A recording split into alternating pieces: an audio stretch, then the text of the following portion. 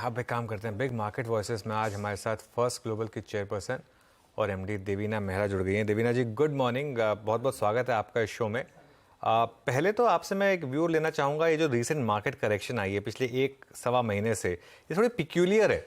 Peculiar इसलिए कह रहा हूँ क्योंकि ऐसा बहुत कम होता है कि लार्ज कैप स्टॉक्स में करेक्शन आती है और मिड कैप्स न्यू हाइज बनाते हैं। नॉर्मली उल्टा होता है, नॉर्मली लोगों की कंप्लेन होती है कि इंडेक्स चल रहा है, मेरे स्टॉक्स नहीं चल रहे।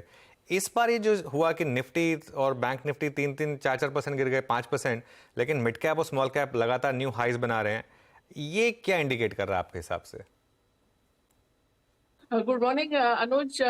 पार्टली तो ये इंडिकेट कर रहा है कि बीच में एक ऐसा लंबा समय था जब स्मॉल कैप्स ने अच्छा नहीं किया था। बिल्कुल। सो वो हम लोग भूल जाते हैं कि स्मॉल कैप्स में कितना बड़े बड़े ड्रॉ डाउन हिस्ट्री में हुए हैं।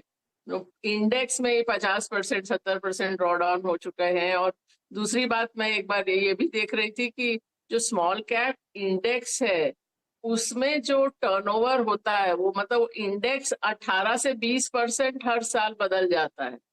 तो आप समझ लीजिए, तो 5 साल में वो इंडेक्स पूरा ही बदल जाता है। दैट वो भी एक बात शायद लोग जिस पर ध्यान नहीं देते हैं। ऑफ कोर्स उसमें कुछ तो होते हैं कि जो ऊपर चले जाते हैं स्मॉल कैप लिमिट से, पर अधिकतर तो ऐसे होते हैं जो निकल ही जाते हैं।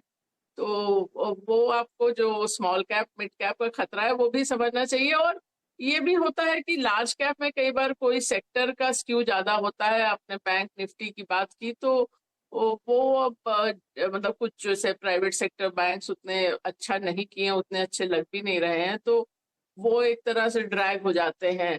तो कुछ एक थोड़े से सेक्टर से भी वो इंडेक्स लार्ज कैप का ड्रैग डाउन हो जाता है। ओके, चलिए ठीक है। तो ये हो गई जो डायकॉटमी आई।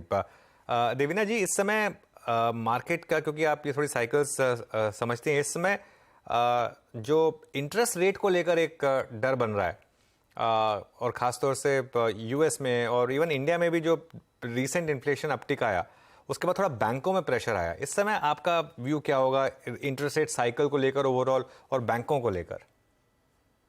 देखिए, वैसे अगर आप ये दोनों चीज एक्चुअली थोड़ा अलग अलग है, क्योंकि अगर इंटरेस्ट रेट बढ़ता है तो प्रारंभ में तो बैंकों को फायदा होता है। मतलब इंटरेस्ट रेट जब भी बढ़ता है तो होता ये है कि आपका जो लोन या एसेट साइड है वहां पर इंटरेस्ट रेट बढ़ जाता है। डिपॉजिट पर उसी समय नहीं, फौरन नहीं बढ़ता है, वो धीरे धीरे करके जब वो डिपॉजिट रोल ओवर के लिए आएगा तब वो थोड़ा बढ़ेगा। तो इसलिए इंटरेस्ट रेट बढ़ना बैंकों के लिए खराब होता है, ऐसा इक्वेशन नहीं है।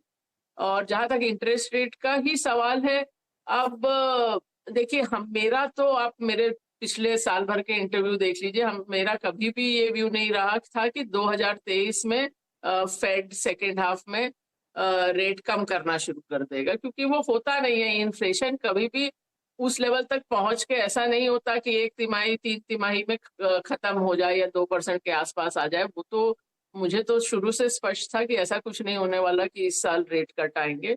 अब वो स्थिति है कि फेड देख रहा है कि अब क्या डेटा आता है, उसके कारण अब थोड़ा और बढ़ाए, वो देखना पड़ेगा। मेरा तो ये है कि शायद एक बार तो रुक जाएंगे, बट इसका मतलब ये नहीं है कि फिर नहीं बढ़ेगा रेट। जहां तक भारत का सवाल है, इस बार जो ज्यादा इन्फ्लेशन की दर ज्यादा आई वो अधिकतर खाद्य पदार्थों से आई। सब्जियां और बाकी भी ये सब गेहूं दालें वगैरह भी, बट सबसे ज्यादा सब्जियां। तो अब ये भी हो जाता है कि ब्याज दरें बढ़ाने से इन सब चीजों के भाव कैसे घटेंगे, तो दोनों का इतना लेना देना नहीं है। लेकिन एक पॉइंट के बाद अगर मुद्रास्फीति इतनी ज्यादा होती है तब भी सेंट्रल बैंक चुप नहीं बैठ सकता, क्योंकि फिर वो एक जो कहते हैं इन्फ्लेशन एक्सपेक्टेशंस की, वो लोग क्या ये अनुमान लगा रहे हैं कि इन्फ्लेशन क्या होगा और उसके कारण इन्फ्लेशन और बढ़ेगा। तो वो थोड़ा सा आरबीआई, पर आरबीआई ने अभी तक जितना भी मैंने देखा है उनका रहा है कि ब्याज दरें बहुत नहीं बढ़ाएं और ग्रोथ की तरफ ही ओरिएंटेड रहे। तो अभी फिलहाल एकदम से रेट बढ़ाते तो मुझे नहीं लगता है।